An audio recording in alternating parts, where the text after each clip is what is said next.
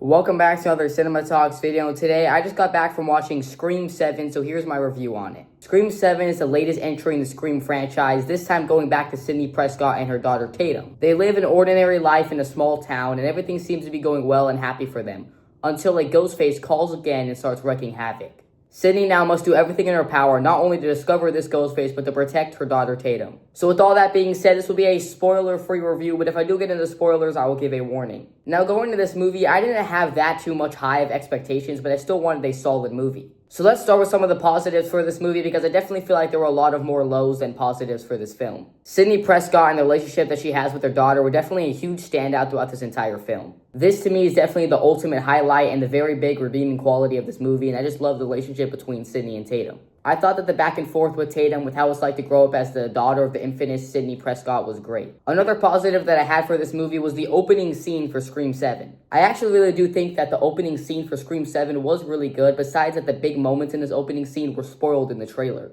So I definitely do think that the first act in this movie were very solid and well put together. Now, the rest of what I'm going to talk about, I definitely have some mixed feelings about. Gale Weathers in this movie was pretty forgetful, besides her introduction scene, which was great, and she also did have a couple good dialogue moments as well. Some of the side characters and Tatum's friends were definitely not developed and set up in this film, and some of them just come and go quickly. I just feel like that the character relationships between this friend group didn't feel like a friend group in high school. Another positive for this movie was that the kills were definitely very gory and brutal, but I do feel like we needed to care more about the characters that were getting slashed.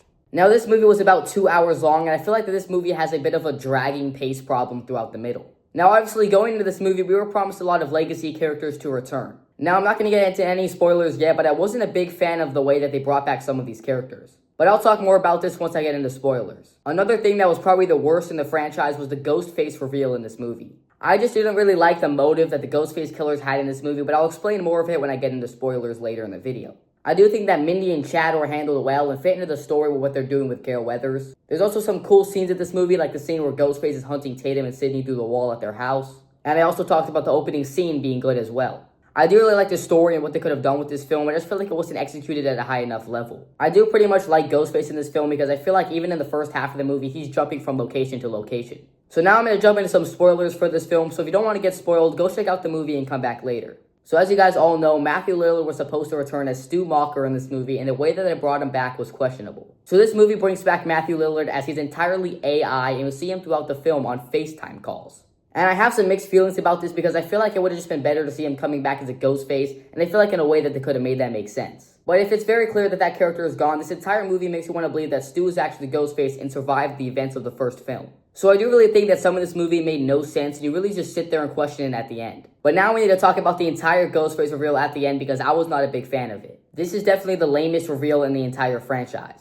So 2 killers are revealed at the end of the movie, and one of them is a worker from a mental institution, and the other one is a character named Jessica, who is basically Sidney's neighbor. But the whole reasoning and logic about why they are Ghostface is not great as well. So essentially, Jessica was like a super fan of Sidney and then was disappointed at her because she left the public eye. This just felt useless and forced, and I feel like this was definitely one of the worst Ghostface reveals of all time in this franchise. Both killers in this movie had barely any screen time throughout the entire film. There's also technically a third Ghostface killer that gets run over by a car in the middle of the movie by Gale Weathers. But you just don't really feel anything when these Ghostface reveal themselves at the end of the movie. Even after the 2 Ghostfaces are revealed, they end up getting killed off in the next 10 minutes, and that was just awful. So between this and a bunch of the legacy characters being AI on monitor screens at the end of the movie, it just felt useless. Scream is definitely one of my favorite horror franchises of all time, but this movie just wasn't the best. So I would end up giving Scream 7 a solid 6 or 6.5 out of 10. Let me know what you guys thought about this movie down below. Thank you guys for watching, and I'll catch you guys in the next one.